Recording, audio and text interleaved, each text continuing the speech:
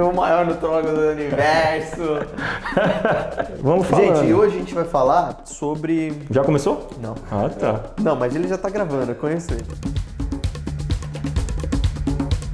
Então, vamos começar, vai. Muito bom dia, boa tarde ou boa noite, senhoras e senhores. Estamos aqui hoje nesse novo quadro na clínica, chama-se... É novo quadro? É, Encontro com Então, Pedro Andrade. Eu sou o Encontro primeiro com Pedro convidado. Andrade, acabei de inventar. Que honra, ser o primeiro convidado. Cara, que honra ter você. Vim direto de João Pessoa só pra essa conversa. Bom, mas vamos lá, Brunão, grande amigo meu, nutrólogo, convidei ele pra gente trocar algumas experiências aqui. A gente nem, na verdade, combinou o que a gente vai falar, né? Sei nem o que eu vou falar. Nem sei o que vai falar. Só que um assunto bastante recorrente, né, nas perguntas em consultório, eu garanto que o Bruno também vem para agregar muito em relação a esse tema, é o uso de medicamentos para emagrecer, né? Então, quando utilizar medicamento para emagrecer, que tipo de medicamento, né, está aprovado realmente para o uso nessa circunstância, né? Então, hoje a gente vai falar um pouco sobre remédios para emagrecer, os usos, as contraindicações genéticas, né, que eu vou falar um pouco, e um recado final que eu ainda não sei o que vai ser, mas uma mensagem que a gente O universo passar. vai mandar esse recado Vai mandar final. esse recado e a gente vai ser apenas o buraco que passa o sopro da flauta. Bom, Brunão, conta pra gente, cara, em relação a remédios para emagrecer, medicamentos para emagrecer. Primeiro, que tipo de classe de remédio tem no arsenal terapêutico hoje da medicina? Então, primeiro, as indicações, né, que a gente tinha falado. Quando que a gente pode ou é indicado usar alguma medicação para emagrecimento. Então, pacientes com sobrepeso, com alguma comorbidade, né, que quando a pessoa está com aquele índice de massa corporal acima de 25, mas já tem também um diabetes, uma dislipidemia, que é uma alteração no colesterol, ou está com hipertensão arterial, ou tem apneia do sono, uma osteoartrose, enfim, se ele tiver qualquer doença já que é associada ou causada por esse sobrepeso. Então, esses pacientes que a gente sabe, então, só aí já entra muita gente, né? Muita gente. Muito fácil você estar acima do peso e estar com pressão alta, com colesterol alterado. E pacientes com obesidade, independente de já ter ou não alguma comorbidade associada, né? Que é quando o índice de massa corporal está acima de 30. Então, quando a gente vai para as estatísticas do sobrepeso e da obesidade no Brasil, né? E essas estatísticas são de 2019, antes da pandemia, ou seja, provavelmente já até piorou, a gente sabe que 6 em cada 10 brasileiros já tem sobrepeso, né? Que é acima do peso mais obesidade. E 25%, ou seja, 1 em cada 4 já tem obesidade. Ou seja, muitas pessoas deveriam estar utilizando algum tipo de medicação associado, obviamente, à mudança do estilo de vida, que a gente vai falar. Tem indicação para o tratamento medicamentoso da obesidade ou desse sobrepeso com comorbidades, mas não estão fazendo. Não fazem porque ainda existem muitos preconceitos e falsas concepções aí sobre o tratamento medicamentoso da obesidade. Então, essas são as indicações. Tem as classes também, quer falar? As classes dos remédios? Eu acho que é interessante a gente falar um pouco sobre as principais classes, né, que a gente mais vê e acaba prescrevendo, né? Eu acho que tem vindo, né, com um sucesso muito grande, né, e até evoluindo muito os análogos de GLP-1, né, entre eles Saxenda, Victoza e Ozempic, que nos últimos meses, né, nos últimos anos, na verdade, né, faz uns 2 anos já que o Ozempic está aí, tem tido mais sucesso, né, mas a gente vê muito bupropiona, né, que são medicações que têm um efeito dopaminérgico, né, que atuam ali no sistema de recompensa cerebral, a própria sibutramina, né, que também tem um efeito adrenérgico importante, né, e que também vão ter alguns efeitos adversos por justamente mexer com o neurotransmissor. Particularmente, eu prefiro sempre utilizar um remédio, né, uma medicação que não mexe tanto em neurotransmissor, como os análogos de GLP-1, porque acaba fazendo com que o paciente fique, entre aspas, menos dependente, né? O que você acha disso, Brunão?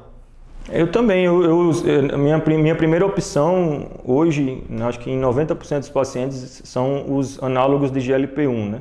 Que tem, como ele falou, o Ozempic, que é a semaglutida, e o Saxenda, que é a liraglutida. Particularmente eu hoje uso, quando eu escolho um análogo de GLP-1, quase sempre o Ozempic, que é a semaglutida, porque é o que os estudos, a gente já via isso na prática, mas cada vez os estudos vão saindo e mostrando que ele tem bem mais resultados com menos efeitos colaterais.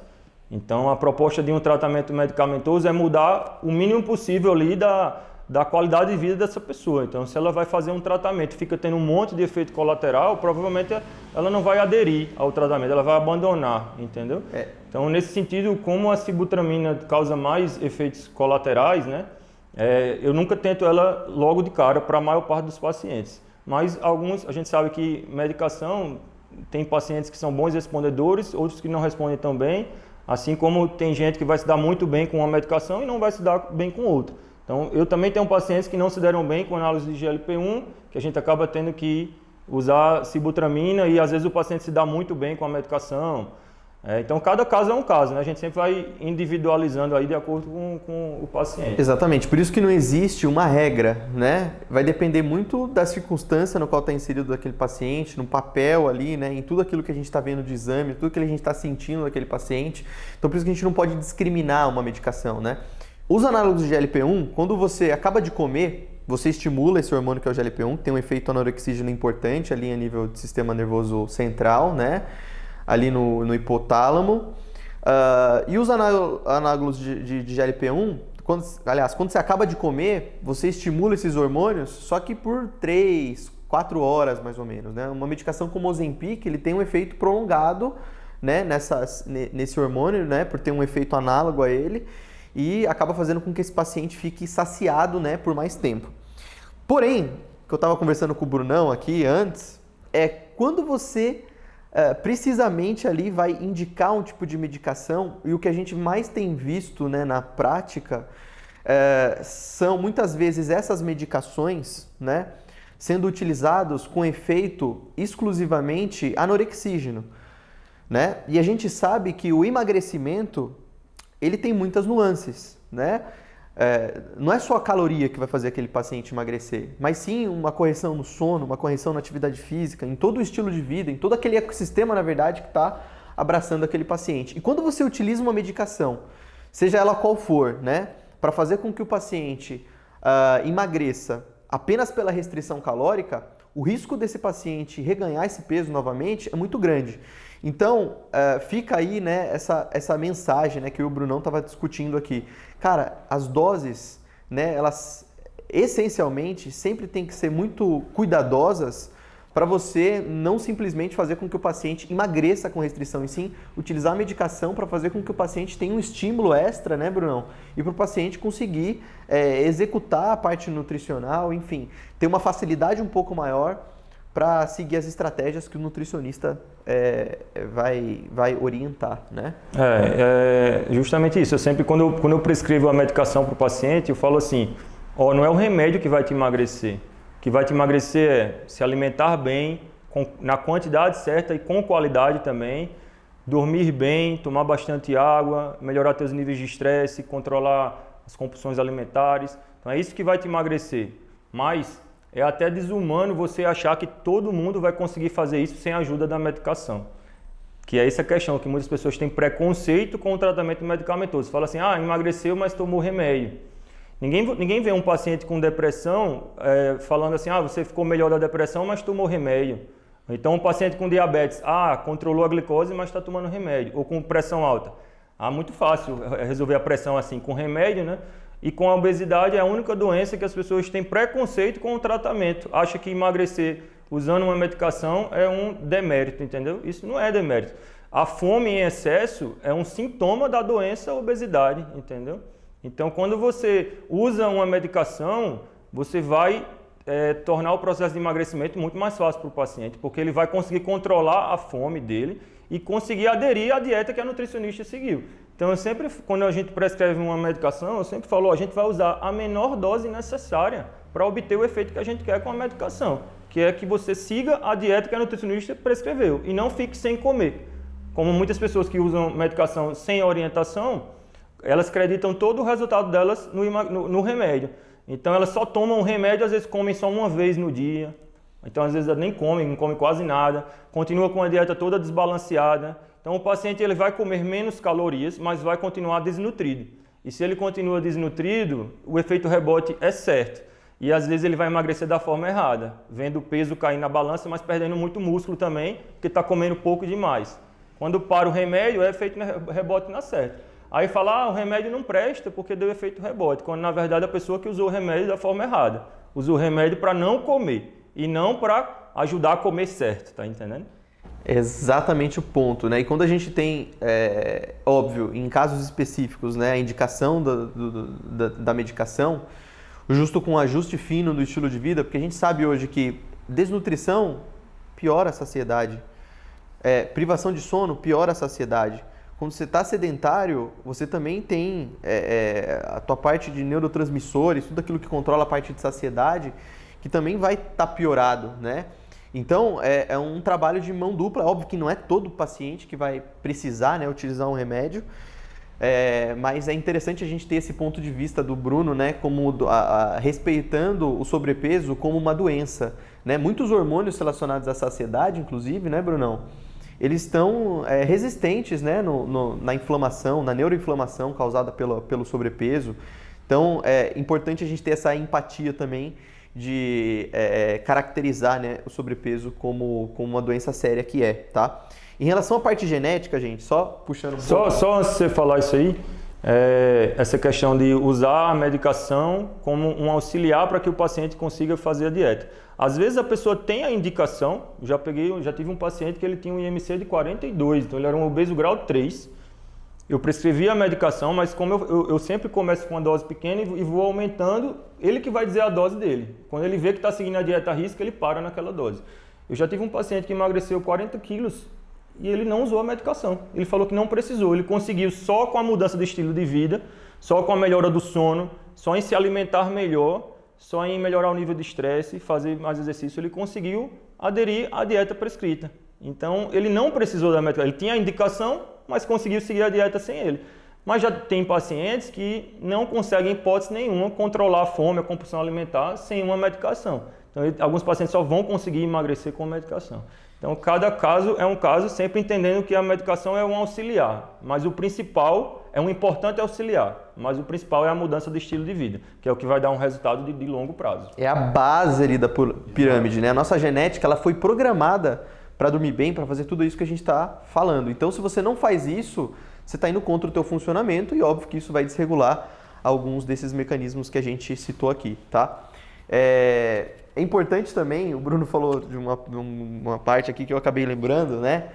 Que muitas vezes o paciente, ele vai precisar, geralmente eu prescrevo um remédio, né, para facilitar o processo do paciente, quando tem muitas coisas externas atrapalhando ele. Às vezes você vê que é um paciente que não tem obesidade tão grande, o paciente ele não tem uma indicação plena e tal, mas, cara, é um paciente que está passando, né, por um processo ali ambiental que está favorecendo muito o ganho de peso e nessas circunstâncias também acaba sendo interessante, né, o uso da medicação. Bom, vocês já perceberam que vai precisar muito de feeling, muito bom senso, como tudo na vida, para você colocar qualquer tipo de remédio, porque isso pode mudar positivo ou negativamente a vida do paciente lá na frente. Falando de algumas características genéticas, para não ficar muito longo o vídeo também. Já está em quantos minutos aí? 14. Nossa! Mas vamos lá. Bom, eu vou dividir os remédios que têm um efeito mais adrenérgicos, né? Como bupropiona, como sibutramina. Algumas proscrições aí importantes em relação à parte genética. Tem um gene, eu sempre falo desse gene porque eu gosto muito dele, que é a catecol-metiltransferase, CONT. E é um gene que 15% da população acaba tendo esse gene funcionando um pouquinho mais devagar.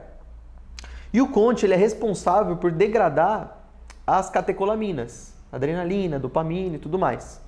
Então você imagina um paciente que tem a função de um CONT reduzida e acaba tomando uma medicação que acelera, como uma bupropiona, né, às vezes numa dose maior, ou mesmo uma sibutramina. É um paciente que vai ter muitos efeitos colaterais e que provavelmente não vai conseguir aderir, né? Na verdade, gente, você não precisa saber de um gene, obviamente, para você falar se aquilo vai ser bom ou não. Se você toma qualquer remédio, seja ele qual for, e você tem algum efeito colateral, principalmente os anorexígenos, que vão fazer com que você tenha náusea, enjoo, enfim, é um sinal que você está sendo intoxicado por aquela medicação e a dose está muito alta para você, converse com o seu médico, né? Então, só para vocês entenderem um pouco essas características genéticas, né, que podem influenciar, né, 15% da população tem